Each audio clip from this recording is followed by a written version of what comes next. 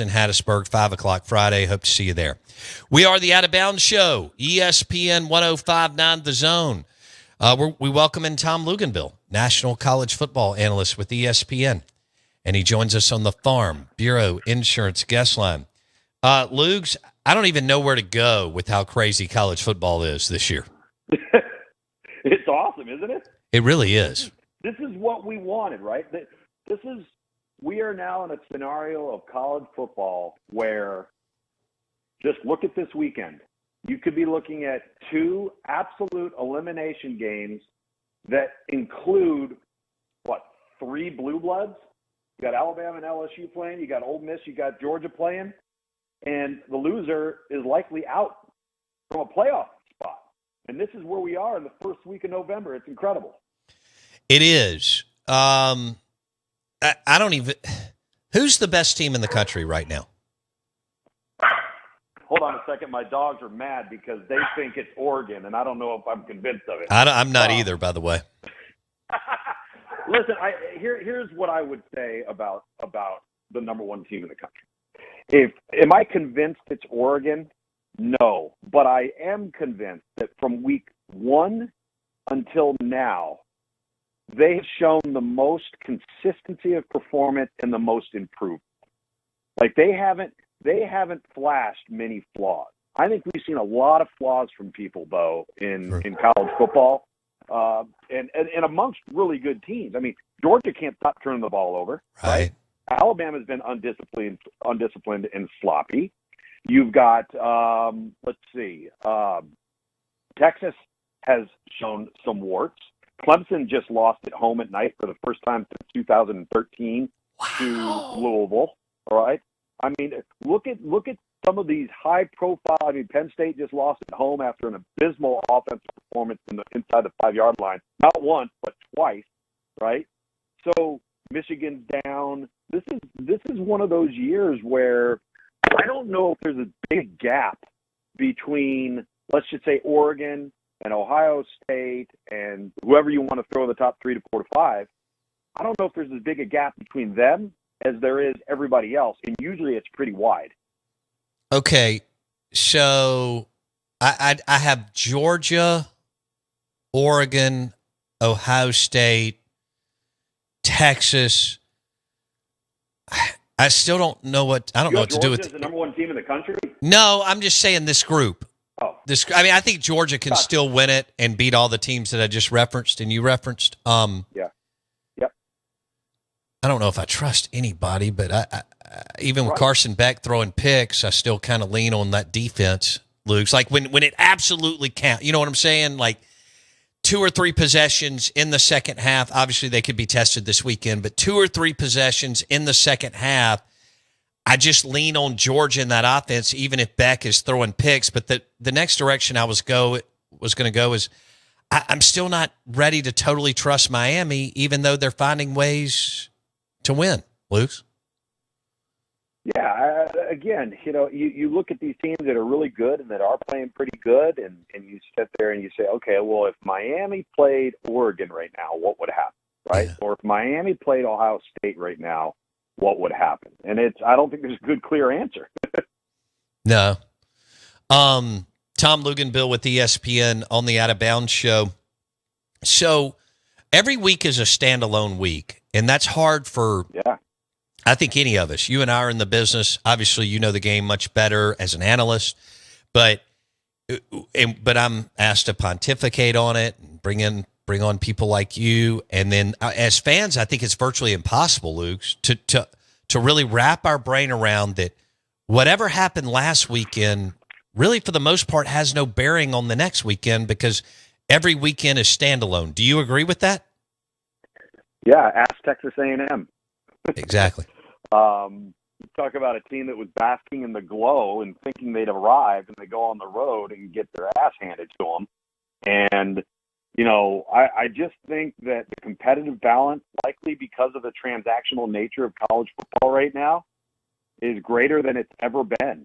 And everybody is vulnerable to some degree. Now, are there going to be teams that you sit there and say, okay, this team's just flat out better than that team on any given week? Yeah. But what we've seen so far is when you see that or say that, the better team finds a way to screw it up. Right. Like, just like Alabama has, like Georgia. Listen, I'm not trying to get off on a tangent here, but it's bad when you look at Georgia, all right, outside of the Texas game in the second half versus Alabama in the second half versus Clemson, Georgia hasn't played very good. And the other day, if TJ Lagway doesn't get hurt, I think they lose because Florida was pushing Georgia around. And on another note, Billy Napier has actually done a hell of a job with that team. He has. That team has improved significantly. The schedule's brutal. Everybody in that locker room has had every chance to pack it in and fold their chair and go home, and they haven't done it. They're playing hard. They've improved vastly on defense. And again, if DJ Lagway doesn't get hurt, the way they were playing on Saturday, I mean, I don't know whose dog Billy Napier kicked, but nobody deserves to have to play in the cocktail party with a walk-on from Yale. It did look like they got him run off frat row. And it looked like he was drinking beer with his buddies, and then they went up in the stands and said, hey, dude, you got to finish the game. Unbelievable, right? Unbelievable. Do you know the extent of Lagway's injury, Luke's? I don't. From what I saw, and I'm just saying, in my experience, what I saw when he held it and he was physically incapable of standing, I've seen those before from a hamstring perspective, and what you hope is it's not one of those detached from the bone hamstring things. Mm-hmm. Because it's one thing to pull a hamstring and get this and that, and you get up, you kind of hobble off. They had to bring out a cart. And it looked so benign when he went down. It did. Didn't look like anything had happened, but he immediately grabbed it, and he couldn't stand. It was wild. It's a shame because he's starting to make progress, and he's a good player, and he's going to be a very, very good player. But, I mean, to have that happen in that moment when you've got the momentum and you're playing really good. But, again, not to get off point, but I was referencing Georgia there. There's too many teams with good players that aren't playing good football this year. I think more so than I can remember in recent memory. All right, Tom Luginbill on the Out of Bounds Show. Let's do some rapid fire here. We got to start with our game of the week in state, and then we'll go to Baton Rouge. So you mentioned Georgia going to Ole Miss. Ole Miss is coming off an amazing weekend where they throttled Arkansas, Jackson Dart, a record-setting day. Yep. Like you said, Georgia is coming off Carson Beck throwing 3 picks, and they had to do what they had to do in the second half to win the game. Now, Ole Miss can't run the football, and Henry Parrish is out. Right. So, having said that, Georgia at Ole Miss, let's start first with the Ole Miss offense against Kirby Smart and I guess Shulman or whatever's defense. If Ole Miss can't run the football, what's the path, or how does this look to you, Luke's?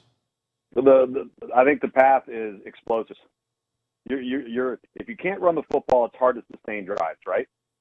So I think they're going to have to come up with ways to get 15, 20, 30-yard chunk plays that flip the field and put them in position to score.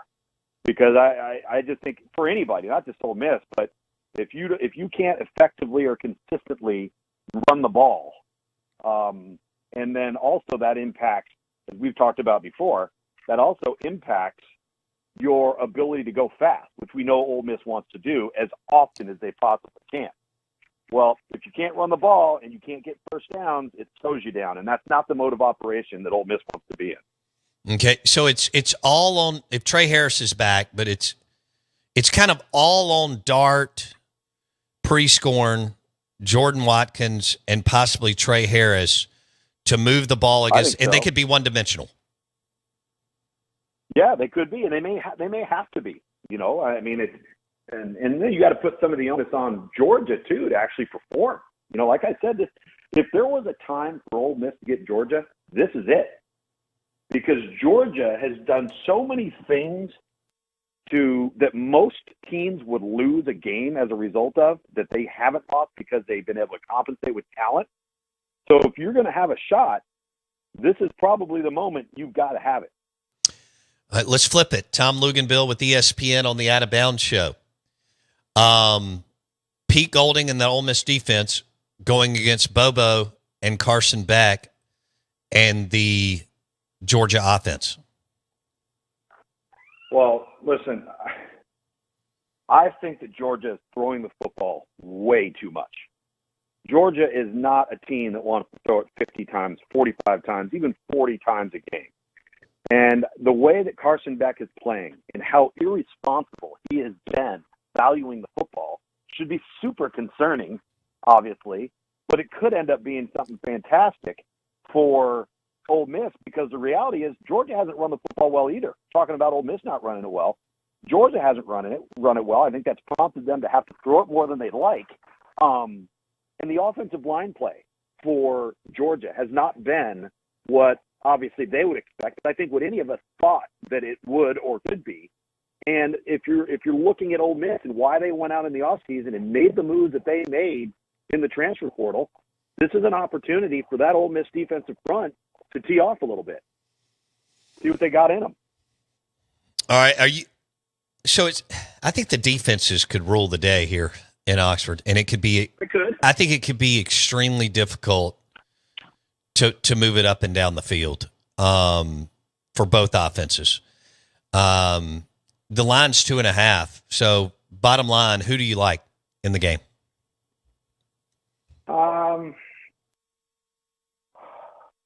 I probably would say Georgia, but my reason is I guess somewhat weird.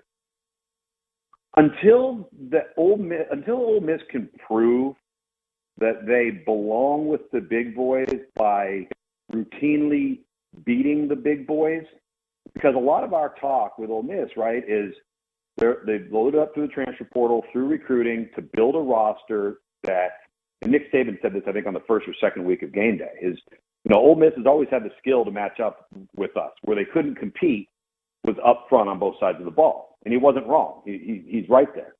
But now you got to take that. You actually got to make it happen. And we haven't seen that yet from Ole Miss. And so until we do, I kind of tend to lean towards Georgia. Yeah. All right. So in the line of scrimmage, even though Ole Miss's front seven on defense has played really well, in the line of scrimmage, you give Georgia a slight edge or a little bit more edge than that? With Georgia's defensive front? No, both sides of the ball. Yeah, probably Georgia slightly, but not much. Again, I think this game in particular, like I said, because of the way Georgia's playing, this is the opportunity for Ole Miss. They gotta, and let me tell you something. If Georgia hands them some gifts, which Georgia has done versus just about every opponent they've played this year, then Ole Miss has to capitalize on those gifts. Like, you can't have Carson Beck throw 3 picks and come away with 3 points. Right. Make sense? Is he just not as good? Is Carson Beck just not as good as we thought he was? Or is it because those two guys are in the NFL? One is a receiver, one is a tight end with Brock Bowers, and what's his name, McConkey? Are playing big-time football with the Chargers and the Raiders. And they just, you can't replace, especially Bowers, who's a generational player. How would you frame that up? I don't think the personnel has been as good around him, and that's fine. But it's better than what the vast majority of college football is playing with at the quarterback position. So I think there's plenty there. But I also think, Bo, that with the offseason of hype and anticipation, the overexposure on social media, the TikTok stuff, he's got to start backing away, I think, from some of the stuff that doesn't matter and start refocusing and recalibrating on what it takes to be a great football player. Because I just think that to some degree he's too caught up in being Carson Beck. That's right. He's dating that celebrity, the women's basketball player who transferred from Miami maybe to TCU and then transferred back, and they're TikTok and Instagram stars, and maybe he's caught up in some of that. Okay, fair enough. He was 25 of 40, 309, 2 TDs, and 3 picks against. And he made some nice plays. Yeah. He made some nice plays, especially late, but by that time he didn't need to because Florida couldn't function on offense. Okay, as far as Georgia's running game, Nate Frazier, is a back that Freshman. looks pretty good for them. And then that was really, I mean, they've got a Dylan Bell and an Etienne from Florida who only did 7 carries for 31 yards. So how would you? They're not running the ball well, man. No. Neither team. They're like Ole Miss. I'm telling you, it's very similar. Neither team is running the football well. But when I say that, because of that, I think Ole Miss is more equipped to be one-dimensional in the pass game because they're more accustomed to that than Georgia is. Okay. I think Georgia at their core wants to run a power spread, run the football, come off of play action, take shots, and just press repeat. Do that on a loop. And the fact that they can't effectively run the football takes them completely out of their play action game and makes them more of a drop back team. And I don't think that's what they want to be. Okay. Oh, man. So neither team's running the ball well. And both defenses can get after you. This could be a wild one in Oxford this weekend. Tom Luginbill on the Out of Bounds show with ESPN. All right, let's keep going through. Bama at LSU. Both teams have been disappointed this year, and then they both have some big wins. This is another college football playoff elimination game. It's under the lights in Death Valley. What is the biggest thing you're looking at as far as this matchup this weekend? I'm looking to see if Alabama can eliminate the pre-snap penalties, the misalignment, the sloppy, undisciplined nature of their play that's taking away from their overall talent. Because they're good enough to overcome that stuff against most people. They're not good enough to overcome it each and every week, and we've seen way too much of it. And you're going on the road in Baton Rouge, you know that environment. You can't do that and have 12 penalties. You can't do that and do what they did against Tennessee on the road. You're going to lose. And so I think it's the nature of how Alabama plays. If Alabama plays clean, Alabama wins the game, even though it's on the road, in my opinion. If they don't, though, because LSU is so explosive and talented in the passing game with their quarterback, then it's going to be a dogfight. I think the other thing to look for is Jalen Milroe, for whatever reason, has been just ever so slightly off in the last 2 to 3 weeks on throws to intermediate levels of the field where he's got a guy that's got a step, but he doesn't throw it out in front of him. Instead, he throws it low, or instead he throws it behind. And now all of a sudden it allows for the defender to close on the ball, or it forces the receiver to make an adjustment. And I think it's really hindered their ability to create explosive plays. And if Jalen Milroe is not consistently accurate with ball placement and does that again, then you're not going to get the explosive plays that Kalen DeBoer wants in that offense. And that has manifested itself pretty well over the last couple of weeks. All right, Diego Pavia goes down and beats Hugh Freeze for the third year in a row. He beat him at Liberty 2 years ago. He beat him last year with New Mexico State. I mean, both times with New Mexico State, different teams. Yeah. And then now he takes Vanderbilt down, and Vanderbilt in the line of scrimmage, holy smokes, and Diego made a few plays because he's just a dude. Yeah. Can you imagine how much Auburn is going to be willing to pay for a quarterback in the portal in the offseason? Because DJ Durkin's done a hell of a job on the defensive side, Luke's. Yeah. They're pretty good on defense, and I was a little surprised, and I'm not taking anything away from Vanderbilt because I think Vanderbilt's pretty good in this area, but Vanderbilt beat Auburn up front. I mean, Auburn couldn't run the football. Jarquez Hunter was non-existent, 12 total carries for 50 yards.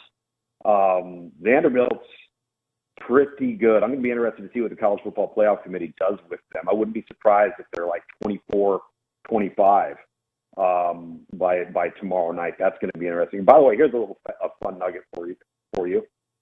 Hugh Freeze now has, at the same point of his career at Auburn, a worse record than Brian Harsin.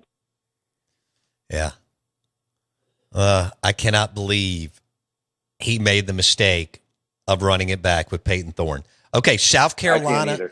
I just can't. South Carolina coming off a huge win over A&M. Vanderbilt coming off a huge win over Auburn. Which team can reset? South Carolina at Vandy. What do you think? So I think Carolina cannot afford to go into the Vandy game and be riding a euphoric high that could cost them the game, because that's what Texas A&M did. Texas A&M's patting themselves on the back. They arrived. They just beat LSU. Now we're going to go out and we're heading to Atlanta, and then you get your butt kicked by South Carolina. I think South Carolina has a little bit too much of a blue collar mentality to fall into that trap. But the thing is, you're going against a team in Vanderbilt that every single week knows that everybody's doubting them, nobody believes in them, and they just seem to be fueled by it. I mean, it's like it's their gasoline.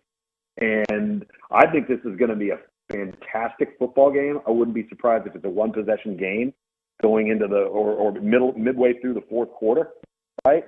I do think Lenora Sellers has to make a few more plays in the passing game. We know South Carolina can run it. We know that Vanderbilt can run it. Which quarterback creates some explosive plays in the passing game, Pavia or Lenora Sellers? Okay. Sellers versus Pavia this week. Who knew that would actually be a game that people would be what a great game. Yeah, interested in. I know the marquee. Really I know Baton Rouge and Oxford will get, all the headlines, but this could be one hell of a football game. All right, where are you this week? I get to see if Pitt can rebound after SMU throttled them on Saturday night. I was not expecting that. Wow. That was an absolute beatdown. That's another team that's going to be interesting to see what the committee does with SMU, because right now their only loss, SMU's only loss, is to BYU by 3 points. Damn, it's because we had Casey Woods on the show before the year. Unbelievable. Casey's a great dude. He is a good dude. Okay, yeah, we had a listener. They were at the Pitt SMU game this past weekend. Rhett Lashley, unbelievable. All right, Lugs, have a great week. Yeah. We appreciate it, buddy. All right, buddy. See you. The Out of Bounds Show is brought to you by the Men's Clinic in Madison and the Men's Clinic in Brandon. And testosterone replacement is powered by the Men's Clinic in Madison and Brandon, themanthing.com.